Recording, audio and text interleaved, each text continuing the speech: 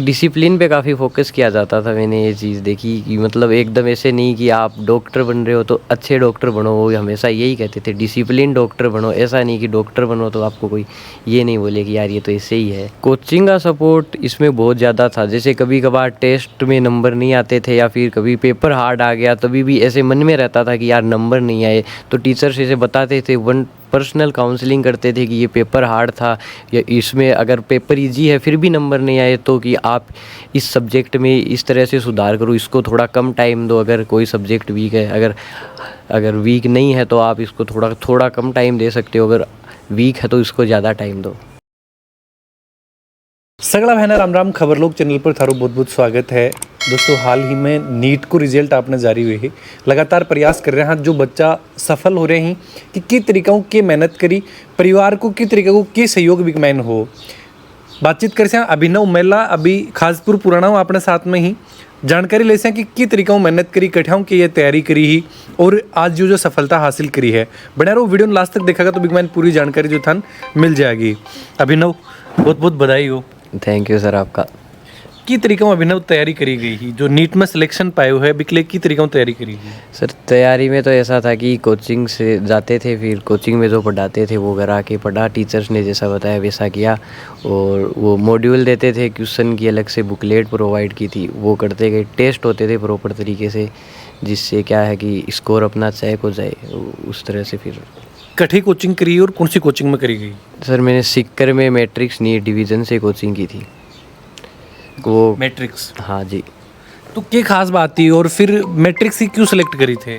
Sir matrix की खास बात ये थी कि यहाँ पर फैकल्टी जो थी वो काफ़ी अच्छी थी, तो जिस कारण इसको चूज़ करने का एक सबसे मेन रीज़न यही था कि फैकल्टी बहुत अच्छी थी। बाद में जब तैयारी की तो डाउट क्लासेज हो गई, और काउंसलिंग जो प्रॉपर की थी उसकी वजह से काफ़ी अच्छा लगा। ऐसा नहीं लगता था कि टीचर और स्टूडेंट जैसा, कुछ ऐसा फील नहीं होता था, ऐसा लगता था कि टीचर ही अपने साथ बैठ के इसे पढ़ा रहे हैं। प्रारंभिक शिक्षा अपनी कठाओं एड़ी है? ये मेरे गांव खासपुर पुराना में स्कूल है मेरी, private Ambedkar public senior secondary school. वहाँ से मैंने फर्स्ट से लेकर 12th तक वहीं पढ़ाई की थी। सिर्फ एक ही स्कूल हो? जी हाँ, एक ही स्कूल से। और बी के बाद? बी के बाद में सीकर मैट्रिक्स अपना। सीकर मैट्रिक्स। तो स्कूल को क्या को परफॉर्मेंस हो अठाऊँ जो तैयारी गांव में थे पढ़ा हो, छोटो सो गांव आपने झुंझुनू को एक बैठाऊँ तैयारी करके, और कद यह चीज़ सोची कि मन सिर्फ नीट ही करनी है? जब मैं 10th में था तब मैंने सोचा था कि हाँ अपने को नीट ही करनी है, फिर डॉक्टर बनना है, तो इसलिए 11th में वहीं से बायो से की थी पढ़ाई। तो वो अच्छा था, फाउंडेशन अच्छी बिल्ड हुई स्कूल में, इस कारण आगे थोड़ी हेल्प मिली नीट में। बिल्कुल। तो गांव जब सीकर गया और बी दौरान कोचिंग को कहने को कि माहौल हो जो मैट्रिक्स में थे पढ़ाई कर रहा, तो कोई चुनौती को टाइम लगी, कुछ को लगी कि थोड़ा बहुत समझ में को नहीं आ रही? और नहीं, ऐसे समझने का तो ऐसा कुछ नहीं है, इश्यू आया क्योंकि क्या टीचर अच्छे थे तो फिर वो तो दिक्कत नहीं। हाँ लेकिन थोड़ा ऐसे सिलेबस थोड़ा एक साथ, जैसे 11th 12th आ गई, फिर प्लस में कुछ और चीज़ें, तो वो सिलेबस थोड़ा ऐसे एक्सपेंड हो जाता है, बड़ा लगता है, तो लेकिन धीरे धीरे क्या उसको फिर कवर कर लेते हैं तो वो आदत हो जाती है ज़्यादा। कवर की तरीका एक जो था रूटीन के रहते कि पढ़ने को की तरीका को रूटीन? जैसे मेरी पहले मान लो आप कोचिंग होती थी, उसके बाद आके जो पहले पढ़ाया था कोचिंग में आज के दिन, पहले वो पढ़े, फिर क्वेश्चन प्रैक्टिस की, उनके क्वेश्चन देते थे सर कि ये क्वेश्चन आज करके लाने थे। उसके बाद जो पीछे का है 1 या 2 दिन 3 दिन में जो पढ़ाया वो रिवाइज करता था, तो ये पूरा पैटर्न साल भर चलता था। फिर साल के अंत में जब सिलेबस होता था तो फिर DTS होते हैं, टेस्ट सीरीज़ होती है, उसमें एक दिन छुट्टी करके टेस्ट लेते हैं, तो उसमें वो था पूरा सिलेबस एक दिन में कवर करके। फिर मैट्रिक्स मोस्टली जेई के लिए जानी जा है, जेई मैन अच्छो आपको रिजल्ट दे, तो फिर भी थे नीट के लिए की तरीका विश्वास जताए? देखिए, तो जानी तो जेई के लिए जाती थी, अच्छी भी संस्था थी जेई में, काफ़ी ऐसे फेमस भी थी, लेकिन नीट में भी जब हमने देखा कि टीचर्स भी काफ़ी अच्छे हैं, काफ़ी एक्सपीरियंस्ड फैकल्टी थी, 15,000 प्लस वो डॉक्टर बना चुके थे पहले ही, जब फैकल्टी के बारे में पता चला तो यही था कि हाँ अच्छी कोचिंग है, ज़रूर सफलता मिलेगी, इसलिए उसे चूज़ किया। परिवार में सबसे ज़्यादा को सहयोग रहता हो? परिवार में सबसे ज़्यादा मम्मी का रहता था।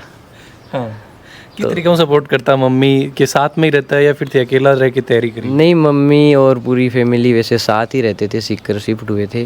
तो वही था कि मतलब जब आते थे तो पूरा ऐसे ध्यान वगैरह रखना खाने वाने का, फिर एकदम प्रॉपर टाइमिंग पे उठाना, कोचिंग के लिए तैयार व्यार होना, पढ़ने के लिए बताना कि पढ़ लो, और ये वो सारी चीज़ें थी, वो काफ़ी हेल्प की उसने। जो स्टूडेंट ही तैयारी कर रहे हैं नीट की, के मैसेज बंद देना चाहोगा कि अगर बार नीट क्रैक करनी है तो किस तरीके को आपको शेड्यूल बना के रखें ताकि आसानी या सफलता पाई जा सके? देखो, नीट ऐसा नहीं है कि बहुत ज़्यादा ही टफ है जैसे अदर लाइक जेई एडवांस। तो इसमें क्या है, आपको सिस्टेमेटिक तरीके से, डिसिप्लिन तरीके से अपना सिलेबस कवर करना है, पूरा सिलेबस कवर करना है, प्लस में जो टीचर्स आपको पढ़ाई वो करने हैं, और प्रॉपर एक ये है कि आप ये मान के चलो कि आपको पूरा एकदम सारी चीज़ों को पढ़ना है, ऐसा नहीं है छोड़ना, और कंसिस्टेंसी आपकी बरकरार रहनी चाहिए। जैसे कोचिंग के टाइम पर जब कोचिंग लगे जब 5 से 6 घंटे, उसके बाद ज़्यादा जब टेस्ट लगें, तो वो अगर कंसिस्टेंसी आपकी पूरे साल बरकरार रही तो फिर ये आसान है, ज़्यादा टफ नहीं है। कोचिंग का सपोर्ट इसमें बहुत ज़्यादा था। जैसे कभी कभार टेस्ट में नंबर नहीं आते थे या फिर कभी पेपर हार्ड आ गया, तभी भी ऐसे मन में रहता था कि यार नंबर नहीं आए, तो टीचर्स ऐसे बताते थे, पर्सनल काउंसलिंग करते थे कि ये पेपर हार्ड था, या इसमें अगर पेपर इजी है फिर भी नंबर नहीं आए तो कि आप इस सब्जेक्ट में इस तरह से सुधार करो, इसको थोड़ा कम टाइम दो। अगर कोई सब्जेक्ट वीक है, अगर वीक नहीं है तो आप इसको थोड़ा कम टाइम दे सकते हो, अगर वीक है तो इसको ज़्यादा टाइम दो। दूसरी चीज़ की कोचिंग में और कहीं की फैसिलिटीज़ वगैरह ही बैठे कि बच्चा पर पूरी तरीक़ों ध्यान रखो जा सके? फैसिलिटी ये थी कि एक प्रॉपर टाइमिंग थी कि इस टाइमिंग पे आपकी गेट ओपन होगा कोचिंग में, तब आपको आना। आने के बाद फेस रिकॉग्नाइजेशन होता था, वहाँ पर जाते समय होता था, और उसका मैसेज भी जो है वो फ़ोन पर जाता था घर वालों को, तो पेरेंट्स को पता रहता था इस समय बच्चे ने एंट्री की, अभी एग्जिट किया। साथ में क्लास में CCTV थे, प्रॉपर स्टाफ था वहाँ पर सारी चीज़ों का ध्यान रखने के लिए, ताकि कोई गड़बड़ नहीं हो। थारो एक फ्रेंड सर्किल बन जाए कोचिंग वगैरह पर जावा तो वो फ्रेंड सर्किल कहण को के हो और बिकमैन की थान मदद मिली? तो मतलब बैच ये था कि बैच जो फ्रेंड्स थे वो काफ़ी ऐसे सपोर्टिव भी थे। जैसे हमारा टेस्ट होता था तो अगले दिन हम ये करते थे कि पूरे बैठ के, जैसे पहले पहुंच जाते थे थोड़े 20-25 मिनट कोचिंग से, तो वहाँ पर टेस्ट को एनालिसिस करते थे। किसी का कोई पर सवाल मान लो गलत हुआ है तो उसने उसको बता दिया, एक दूसरे से ऐसे करते थे। फिर मान लो सभी को नहीं आया कलेक्टिवली, फिर वो तो टीचर से पूछना ही था। और ऐसे ही जैसे सर क्वेश्चन करने देते थे मॉड्यूल में, ये था। कभी कभी कोई छोटा मोटा डाउट आ जाता तो पास वाले से पूछ लेते थे। प्रारंभिक शिक्षा थारी जो गांव में हुई, अभी के बाद में सीकर गया, सीकर जाके गांव सीकर में रहनो तो इच्छा यहाँ को नहीं होती कदे बाहर जावा यार दोस्तां में बैठा, क्योंकि मूवी वगैरह भी देखने को शौक एन का कोई शौक रिया? नहीं, ऐसा कोई शौक था नहीं मेरा, मूवी वगैरह फ़ोन पे ही देख लेते थे। तो कौन डांटतो या कौन समझातो ये चीज़ के लिए? मम्मी के द्वारा घराओं समझाया जाता या कोचिंग वाला मदद करता?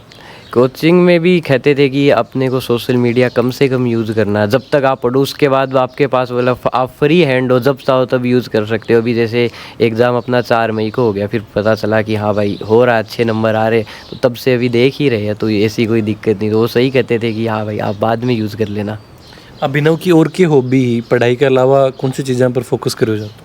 बाकी तो एक डिसिप्लिन पे काफ़ी फोकस किया जाता था। मैंने ये चीज़ देखी कि मतलब एकदम ऐसे नहीं कि आप डॉक्टर बन रहे हो तो अच्छे डॉक्टर बनो, वो हमेशा यही कहते थे डिसिप्लिन डॉक्टर बनो। ऐसा नहीं कि डॉक्टर बनो तो आपको कोई ये नहीं बोले कि यार ये तो ऐसे ही है, एकदम शिस्त तरीके से। या तो नहीं है आजकल अभिनव जो ये कंट्रोवर्सी चल रही है, विने भी देख रहे हो कंट्रोवर्सी के सीकर जो चल रहे कोचिंग लेके एक दूसरा पर आरोप प्रत्यारोप लगाया जा रहा है भी चीज़ में? नहीं, वो तो मैं कभी दूसरी कोचिंग के बारे में क्यों, अपनी खुद की अच्छी थी तो दूसरे का सोचना ही क्यों अपने को।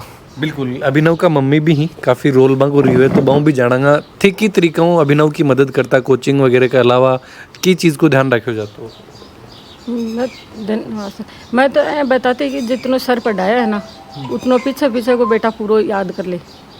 और टेस्ट लेता तो जहाँ रात में 11-12 बजे तक पढ़ लो, और सुबह तो परेशान नहीं करती, सुबह तो उठ के कोचिंग चला जाता, फिर आके इनको सुला देती 1-2 घंटा, और फिर जगा के फिर इनको कुछ खाने के लिए देगी, और बाद में इसको ऐसे ही बोलती थी कि तेरे को जितना नहीं आता ना ये पहले पढ़ ले, फिर रिविजन करना। तो थान कद्दू या चीज़ ही कि अभिनव आरामू नीट क्रैक कर ले वो? मैं तो जब ये विद्यालय प्रथम क्लास में गया था ना तभी सोच लिया था कि इसको आगे जाके डॉक्टर से बनाना। जज से ही मैं हमारी तो लगन थी, क्योंकि ये पहले भी इस स्कूल के माने 800-900 बच्चे थे, हाँ उनसे टॉप था। वो पढ़ता था, इसका ध्यान बहुत ज़्यादा था पढ़ने में, तो लगा कि कर लेगा क्वालिफाई।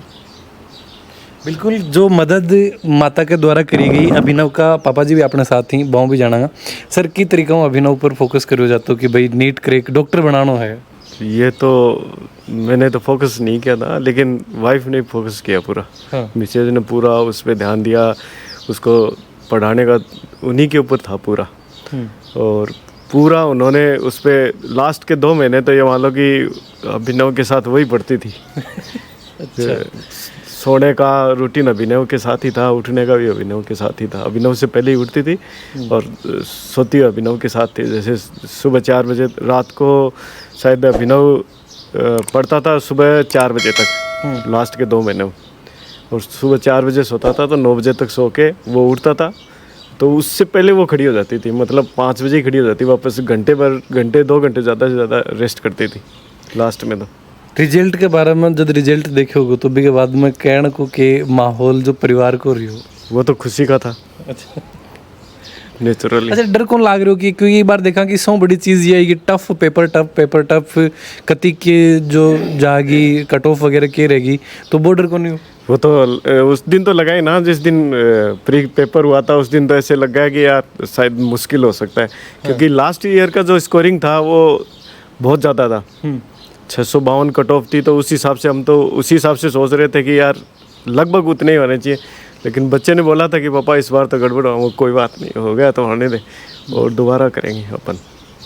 तो हमेशा मोटिवेट करके रखो। हाँ, दोबारा करेंगे, उसमें क्या है, एक बार इस बार नहीं होता अगली बार कर लेंगे। लेकिन अपना मोटिवेशन अपन सही है ना, कोई दिक्कत नहीं है। हार्ड आया तो अपने लिए नहीं आया, सबके लिए ही आया। तो सबके लिए हार्ड आया तो फिर पता चला सुबह रात को ही पता चल गया था। जैसे यूट्यूब पे वगैरह देखा, कोचिंग के वो आए, उसके बाद में दूसरे दिन तो क्लियर हो गया था कि वास्तव में ही पेपर हार्ड है। तो गांव में पढ़ाई करके 12th तक देखा कि अभिनव गांव में पढ़ाई करी है, अभी के बाद में मैट्रिक्स सिलेक्ट करने के पीछे थारू के रीज़न रही हो? मेरा मैट्रिक्स सिलेक्ट करने के पीछे कारण तो एक तो फैकल्टी अच्छी बताई गई, बहुत अच्छी फैकल्टी है मैट्रिक्स की। वैसे बहुत सहयोगपूर्ण रहा है मैट्रिक्स का उसमें। और जो मुझे गाइडेंस किया था वो रामनिवास जी ढाका ने किया था। वो मैं पहले से जानता था उनको, मेरा व्यवहार पहले से ही है उनसे, तो उन्होंने पूरा गाइड किया। फिर मैट्रिक्स में गया तो हमारे गांव के पास के एक वो मिल गए सर केमिस्ट्री के, नरेंद्र बिसु, उन्होंने भी बहुत अच्छा सपोर्ट किया। तो उस हिसाब से फिर बाद में मैट्रिक्स का तो पूरा सहयोग था ही, तो उसमें कोई दिक्कत नहीं थी। बिल्कुल दोस्तों, पूरी फैमिली वहाँ पर बातचीत करी है, जानो कि तरीक़ों अभिनव या सफलता हासिल करी है। वीडियो के बारे में थारा जो भी विचार ही जरूर से कमेंट बॉक्स में लिख के बताओ। और भी है कि बेहतरीन जानकारी के लिए खबर लोग चैनल पर बना रहो। जय झुंझुनू, जय राजस्थान, जय हिंद।